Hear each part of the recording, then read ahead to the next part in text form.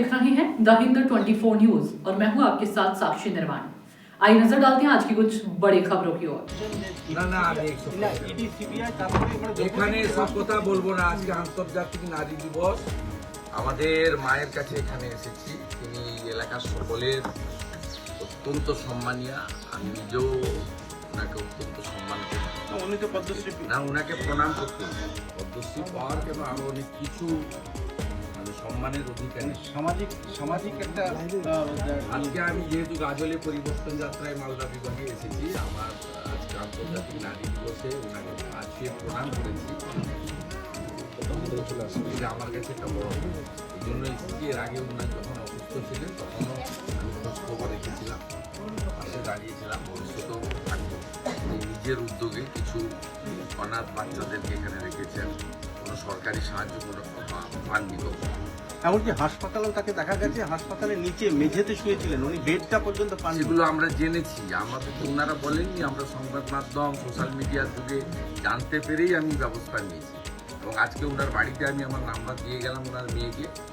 উনি ওনার সমস্ত রকমের চিকিৎসা মানে ঈশ্বর করুক যেন উনি সুস্থ থাকেন, হসপিটালে যেতে না হয় এই প্রার্থনা করুক। তারপরেও যদি হয় মানে কোনো ওনার প্রয়োজন আছে। যেখানে রাষ্ট্রপতিকে এই ধরনের অপমান বা করা হয়েছে এবং একই সাথে রাষ্ট্রপতি নিজেও বঞ্চনার কথা রাজনীতির কথা বলতে চাই না, কিন্তু সরকার আদিবাসী বিরোধী। যেভাবে ভুয়া এসটি সার্টিফিকেট হচ্ছে বাংলাদেশে, আদিবাসীদের যারা নয় তাদেরকে এসটি সার্টিফিকেট দেওয়া হচ্ছে, লক্ষ লক্ষ এসটি সার্টিফিকেট, কিন্তু আদিবাসীদের অধিকার ছিনিয়ে না তাদের জমি। এবং বাবা সাহেব আম্বেদকর যে চাকরিতে সংরক্ষণ দিয়ে গেছিলেন সেই সংরক্ষণ তো কেড়ে নিয়েছে মমতা বন্দ্যোপাধ্যায়। তিনি তো ক্যাজুয়াল কন্ট্রাকচুয়াল ঢোকান, একজনও তো এসসি এসটিরা সংরক্ষণ পায় না। এবং গোটা ভারতবর্ষে 91 রেসিডেন্সিয়াল স্কুল হয়েছে মোদিজির নেতৃত্বে। জনজাতি গৌরব দিবসে তিনি শুরু করেছিলেন গোটা ভারতবর্ষে, কিন্তু পশ্চিমবঙ্গ সরকার করতে দেয়নি। পশ্চিমবঙ্গে 9টা রেসিডেন্সিয়াল আদিবাসী স্কুল করতে চেয়েছিলেন ভারত সরকার, করতে দেননি। আদর্শ গ্রাম করতে চেয়েছিলেন আদিবাসী গ্রামগুলোকে, 75টা প্রাচীন জনজাতি যে গ্রামে রয়েছে সব।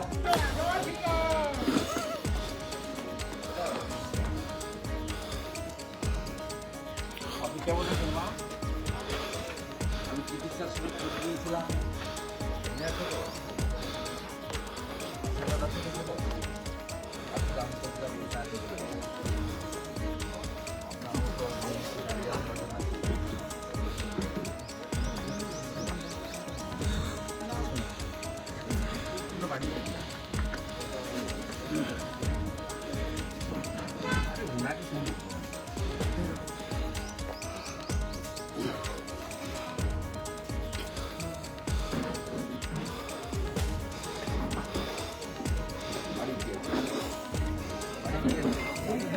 দিদি আসুন দিদি।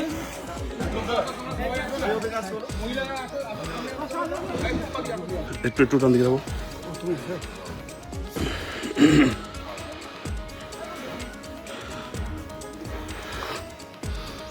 রাখলাম আমি রাখলাম।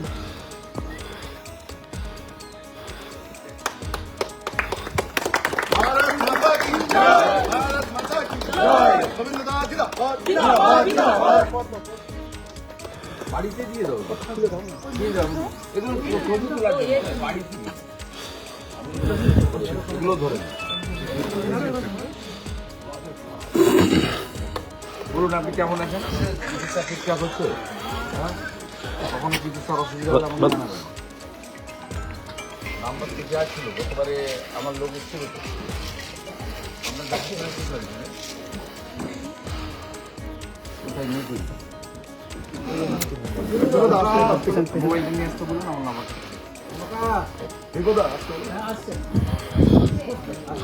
মোবাইলটা আনতে বলতে দিবে দাদা, একটু বসতে হতো।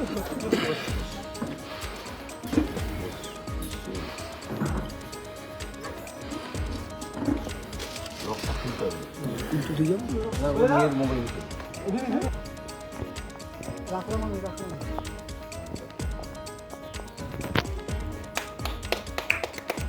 भारत माता की जय, भारत माता की जय। গোবিন্দদাস বাড়িতে দিয়ে দাও দিয়ে যাও এগুলো ছবি তোলার জন্য নয়, বাড়িতে আমি এগুলো ধরে বলুন আপনি কেমন আছেন? চিকিৎসা ঠিকঠাক হচ্ছে? হ্যাঁ কখনো চিকিৎসার অসুবিধা হলে আমাকে জানাবেন।